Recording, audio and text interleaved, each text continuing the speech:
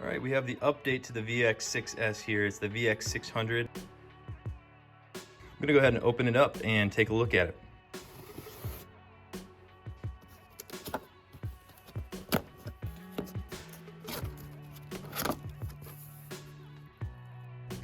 Got the accessory box here.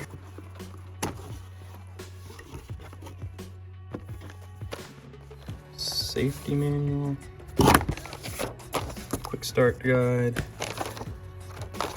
Welcome letter.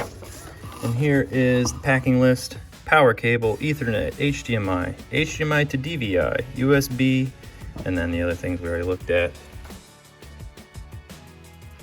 Here's the front of the VX600.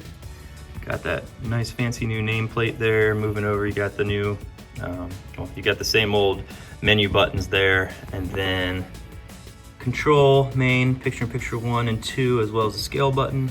On the inputs, you have HDMI 1 and 2, DVI, SDI, optical 1 and 2 at the mosaic button, and then you have a preset, test, freeze, and function. Taking a look at the back. Over here in the control area, you have Ethernet ports so that you can hook it up to your network and control it over web page control. You have 2 USB connections for your control PC, and you have Genlock in and loop. On the inputs, you have at 3G SDI in and loop, HDMI 1.3 in and loop, but you have 2 inputs on that, 2 HDMI inputs. You also have a DVI HDMI 1.3 in and loop. Moving on to the output section, we have 6 LED outputs for a total of 3.9 million pixels. There are 2 fiber ports, and these are fiber ready, which means you need separate fiber modules to make them work. But once you do, optical 1 copies the output of all 6 Ethernet ports, and optical 2 copies or backs up those 6 Ethernet ports. Now, optical 1 can also be used as an input.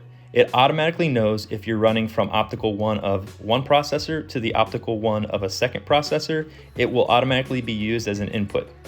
But if you're running that optical 1 to a fiber converter, it will automatically change it to an output. The other thing on the back here, you see the HDMI 1.3 monitor output. And now we're going to scroll through every menu option on the onboard menu.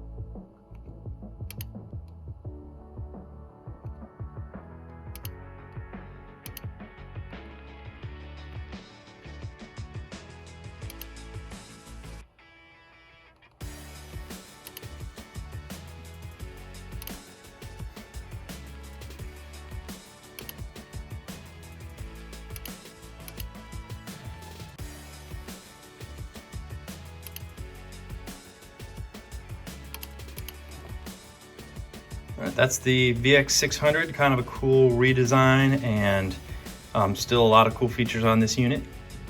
Check it out on our website, buynovastar.com.